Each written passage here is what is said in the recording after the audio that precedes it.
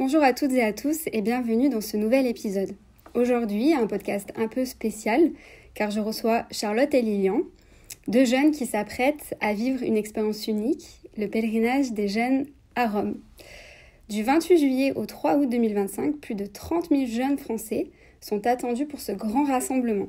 Pourquoi ont-ils choisi de partir ? Qu'attendent-ils de cette aventure humaine et spirituelle ? On en parle tout de suite avec eux. Lilian et Charlotte, pouvez-vous vous présenter en quelques mots ? Bonjour à tous, je m'appelle Charlotte, j'ai 25 ans et je suis professeure des écoles à Perpignan. Et comme Lilian, je suis au groupe de l'aumônerie d'étudiantes de Perpignan et c'est avec eux qu'on va partir au Jubilé cet été. Donc, bonjour à tous, je m'appelle Lilian, j'ai 18 ans. Je suis en première année d'études d'histoire à l'université de Perpignan, donc au Moulin à Vent. Et je fais partie du groupe d'aumônerie étudiante de Saint-Paul-du-Moulin à Vent. Voilà. Ok. Alors pour commencer, qu'est-ce qui vous a personnellement motivé à vous inscrire à ce pèlerinage ? Ben moi tout d'abord, je trouve que c'est une expérience unique parce que le Jubilé c'est tous les 25 ans. Et donc je trouve que c'est une chance, une opportunité en fait d'être jeune et de pouvoir y participer parce que ça sera une fois dans notre vie. Ouais, donc ça, je suis assez d'accord sur le côté exceptionnel du Jubilé parce que peut-être que le prochain on pourra le faire, mais pour l'instant on se projette pas jusque-là non plus. Moi, il y a autre chose aussi, c'est que le fait même qu'on soit dans un groupe d'aumônerie étudiante, moi je l'ai noté. Pour moi, c'est pas forcément quelque chose qui compte beaucoup, mais je sais que pour certains, c'est beaucoup plus simple de s'inclure dans un groupe avec des gens qu'on connaît déjà, plutôt que de partir à l'étranger dans un pèlerinage assez gros, avec beaucoup de gens qu'on connaît pas, des intervenants qu'on connaît pas, entouré d'une foule qu'on connaît pas non plus. Moi, je trouve que c'est quand même aussi un point important pour des personnes qui pourraient être plus en retrait par rapport à ça, de pouvoir s'inscrire un peu dans le groupe d'aumônerie. Voilà. Et après, autre chose, c'est l'organisation du diocèse en soi. Je trouve que c'est important aussi parce qu'il y a des gens qui pourraient avoir, je pense, le frein de se dire je vais pas aller à Rome parce qu'il y a l'organisation, parce qu'il faut que je réserve ci, que je vois le programme de ça. Et en fait, comme le diocèse organise, comme on a une organisation interne qui est déjà proposée, eh ben en fait, on a déjà un cadre qui nous est proposé et on a juste à dire oui et à vivre notre pèlerinage. Voilà.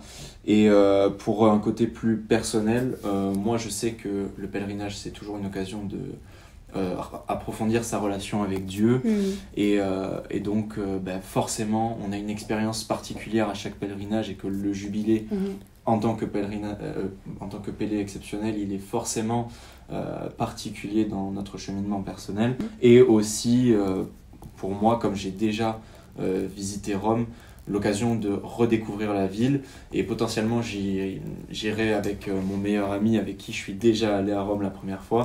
Et du coup c'est un peu pour nous un écho à notre premier voyage et donc sentimentalement c'est quand même important parce que c'est quand même un moment dans notre vie où on a beaucoup forgé notre amitié et voilà. Donc j'entends qu'il y a la communion du groupe et il y a aussi le fait que ce soit organisé par le diocèse. Le diocèse va mettre à disposition un bus notamment. Je ne sais pas si vous prenez... Oui, tout à fait. C'est facile en fait. On a juste c'est à ça. s'inscrire. Ça c'est tellement simple en fait. Tout est organisé. Et nous on a juste à y aller. Et si je peux rebondir sur ce que tu as dit, je trouve que le Jubilé ça va nous permettre...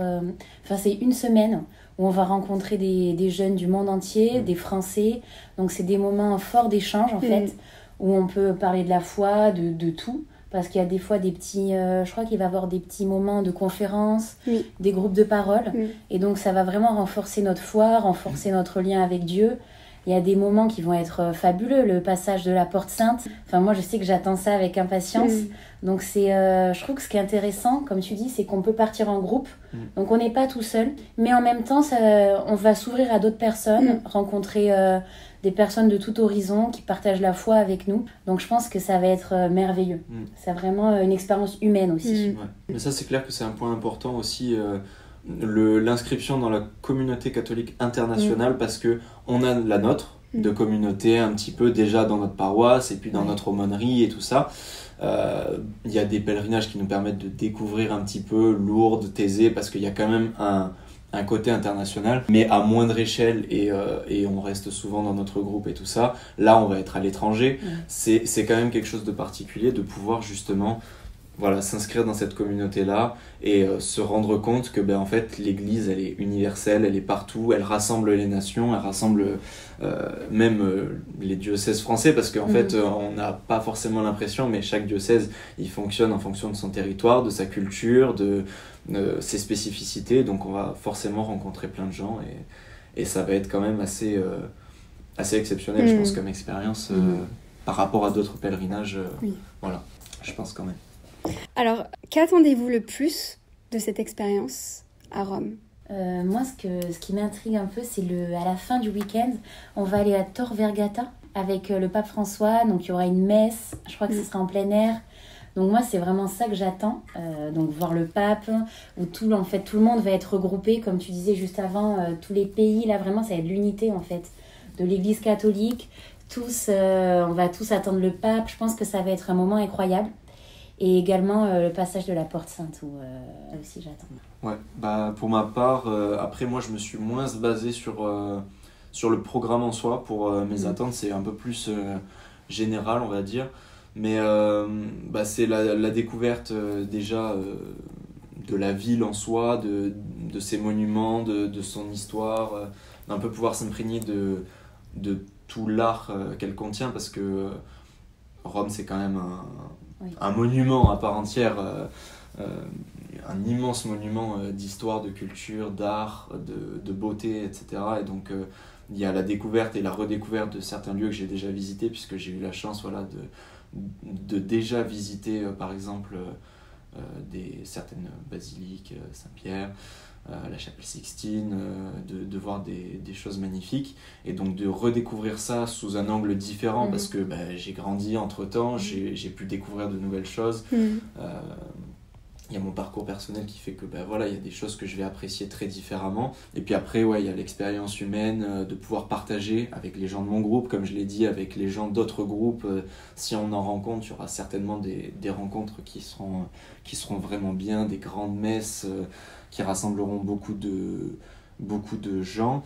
Et puis du point de vue de la pratique de la foi, je trouve que le jubilé, ça a une valeur très particulière, parce que moi, c'est quelque chose que j'ai noté qui est très important pour moi, c'est le côté louange, parce que même si dans le diocèse nous pousse à être dans la louange au travers des veillées, au travers de certaines messes, au travers de processions, etc., moi je me rends compte qu'au quotidien, et je pense que c'est le cas pour beaucoup d'autres personnes, on est peut-être plus amené à être renfermé dans notre prière, ou à se tourner vers la recherche du pardon, à se tourner vers nos péchés, ce qu'on fait de mal, et essayer de faire mieux. Mais on remercie peut-être pas assez souvent le Seigneur pour toutes les opportunités qu'il nous apporte, de pèlerinage, de rencontres, de messes, parce que participer à une messe, c'est toujours un cadeau, pouvoir vivre sous un toit, etc. Et ce pèlerinage-là, je pense qu'il me permettra quand même aussi, en tout cas c'est ce que j'attends, de pouvoir vraiment ancrer le merci Seigneur en moi et dans ma prière quotidienne. Ok, chouette. Toi, Charlotte, tu y es déjà allée à Rome ? Oui, je suis déjà allée 4 fois. Ok. Donc là, oui. Ça en fait. Et donc moi, je suis contente d'y aller dans ce cadre-là aussi, parce que j'ai visité tous les lieux avec ma famille, les basiliques, etc. Mais là, je pense que ça sera encore sous un autre angle, parce qu'à chaque fois qu'on y va, on a une autre perception. Donc moi, c'est plutôt d'un point de vue de la foi, j'ai vraiment une attente plutôt personnelle. Comme tu disais, ça va faire grandir notre foi. Et moi, c'est plus sur cet aspect-là. Je pense que ça sera vraiment... parce que déjà, chaque pèlerinage te marque. Quand tu vas à Lourdes, quand tu vas à Thésée, ta foi grandit, tu apprends de nouvelles choses, que ce soit de toi-même ou envers Dieu. Donc moi, c'est vraiment cette semaine que j'attends plus personnellement. C'est se mettre en mouvement, une reconnexion aussi à soi, à Dieu. Donc oui, c'est au-delà d'un simple voyage. C'est ça, c'est qu'on se déplace pour aller à la rencontre de l'autre, aller à la rencontre de Dieu, même si on le fait évidemment tous les jours dans nos vies, mais effectivement il y a ce côté mouvement que tu as abordé qui est très important. C'est quand même exceptionnel, parce que c'est une longue distance, parce que ça nous prend plusieurs jours. parce que c'est Rome, parce que qu'il y a le nombre, parce qu'il y a le nombre, effectivement, c'est vrai, ça tu fais bien de le faire remarquer, parce qu'il y a le pape, évidemment, et parce qu'il y a l'événement. Il y a l'événement parce qu'à Lourdes, c'est tous les ans, c'est n'importe quel moment dans l'année, mais le jubilé, c'est là, c'est maintenant. Et là, je trouve ce qui rend fort aussi le jubilé, c'est qu'on part tous ensemble. On parlait de l'aumônerie, on parle du diocèse. C'est des jeunes qui vont ensemble à la rencontre de Dieu, à la rencontre de Rome, à la rencontre du pape, qui vont enrichir leur foi, qui vont découvrir de belles choses. Donc je trouve que c'est cet aspect fraternel et de communauté aussi qui est très important et qui donne ce côté... je trouve que c'est fabuleux justement de partir ensemble en pèlerinage, parce qu'on sait qu'on va former un groupe. Je sais qu'on va se rencontrer à un moment donné entre plusieurs Français, et c'est aller à la rencontre de l'autre, et c'est en même temps découvrir l'autre. On va partir en groupe, on ne se connaît pas forcément tous, on va découvrir d'autres personnes aussi, et cet aspect, on va dire, chaleureux, de faire un pas vers l'autre aussi, je trouve qu'il est super important et qui marque aussi ce pèlerinage. On n'est pas tout seul en fait. C'est vrai qu'il y a le côté personnel, il y a le côté spirituel, émotionnel, qui est très important. Chacun peut avoir ses raisons propres à lui de partir, mais il y a le côté, moi je suis catholique, et mon rôle, c'est en fait d'être missionnaire aussi, de montrer que je suis là, que je participe, que je suis actif, et que c'est pas juste des pourcentages, c'est pas juste des gens qui sont baptisés, c'est aussi des gens qui partent en pèlerinage. Et c'est aussi jeunes aussi. Des gens, surtout des jeunes effectivement, qui vont à la messe, qui vont en pèlerinage, qui se déplacent, qui... même en dehors du pèlerinage, sur un contexte plus large, qui peuvent faire du bénévolat, qui s'inscrivent vraiment dans la vie, dans leur pays et même à l'international. Ce qui est important de souligner, je trouve, c'est que le jubilé, c'est pas forcément que pour les catholiques ou la personne qui est dans une famille catho depuis plusieurs générations. Un jeune qui vient d'être baptisé ou qui vient de rencontrer Dieu ou qui a une foi peut-être nouvelle, justement, pour ce jeune-là, ça peut être très enrichissant. C'est pas forcément, le jubilé, c'est pas du tout réservé à un jeune qui est dans la foi chrétienne depuis qu'il est né. C'est vraiment ouvert à tous, que ce soit même un jeune d'une autre confession, parce que certains, ça les intéresse aussi. C'est pas pour une seule catégorie de personnes. L'Église, en fait, là, permet à tous les jeunes de venir à Rome, s'ouvre à tous les jeunes. Et je trouve que c'est ce message-là aussi qui est important. C'est que le Vatican nous attend en fait. Rome nous attend et à tous les jeunes du monde entier. Tout le monde peut le faire. Tout le monde peut le faire. Protestants, orthodoxes, même d'autres religions. Sur les papiers de pèlerinage, il n'y a pas marqué qu'on doit être baptisé, il n'y a pas marqué qu'on doit être communié, ni confirmé. C'est vraiment ouvert à tous. Juste, il faut dire oui et s'inscrire en fait au pèlerinage et voilà, avoir envie. C'est l'envie qui compte le plus, et après, sinon, j'ai envie de dire, Dieu se charge du reste. Et en plus, tu vas nous présenter le planning, mais je trouve qu'il est très bien fait parce je trouve que l'Église vraiment met tout en œuvre pour mettre à disposition des jeunes des activités, des moments d'échange. C'est quelque chose c'est un planning qui est dynamique. Tous les jours, on va faire des choses, c'est propice à rencontrer de nouvelles personnes. Et donc, il ne faut pas avoir peur, même si on est tout seul. Ouais, ça va être vraiment un emploi du temps qui va être chargé, il y aura plein de choses à faire, ce sera des rencontres. Enfin, je trouve que c'est super bien préparé justement. Comme tu disais, on a juste à dire oui, tout est prêt et nous on part à l'aventure en fait. C'est ça, c'est que des fois y a des opportunités où on se dit on pourrait aller à tel endroit, on pourrait faire telle chose, telle visite, telle ville, tel pèlerinage de son côté personnel et tout ça, et on est freiné par soit le budget, soit le temps, soit l'organisation, plein de choses. Et là, vraiment, c'est clair qu'on tout est fait pour nous. Voilà, on a une facilitation qui est sur à peu près tous les points sur lesquels on pourrait, entre guillemets, s'inquiéter, se faire du souci, prendre du temps de réflexion et tout ça.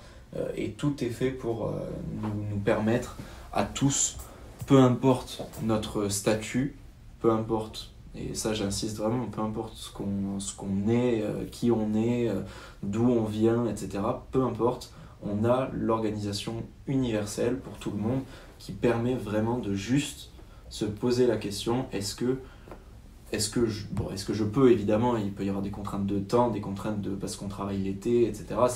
C'est sûr, mais en tout cas, ce sur quoi le diocèse peut agir, il agit, et ce sur quoi l'Église peut agir, elle agit, et ça c'est très important parce qu'on sent qu'on n'est pas tout seul et que l'Église veut aussi inclure le fidèle dans la communauté en fait. Donc comme vous venez de le dire, tout le monde est bienvenu. Et puis surtout, je dis souvent que l'antidote au doute, c'est l'action. Donc allez-y et puis vivez et vous verrez. C'est clair.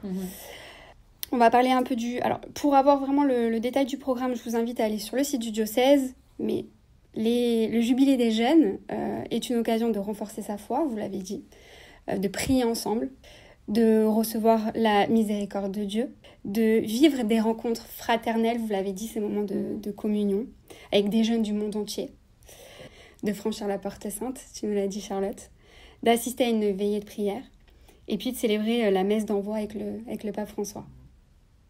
Alors, comment participer ? Le diocèse organise un pèlerinage pour tous les jeunes qui souhaitent vivre cette expérience. Les inscriptions doivent se faire avant le 22 mars pour notre diocèse. Donc, vous devez contacter Marie-Claire Fabre. Consultez le site internet du diocèse, vous aurez toutes les informations. Et vous pouvez aussi également parrainer un jeune. Et vous aurez toutes les informations sur le site du diocèse. Merci à tous les deux. Merci beaucoup. Merci à toi, c'était avec plaisir. Et on vous souhaite un beau et bon pèlerinage. Merci beaucoup. Merci. À bientôt.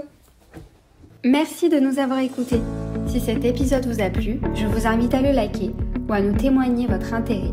Et bien sûr, à vous abonner pour ne manquer aucun de nos prochains épisodes. À très bientôt.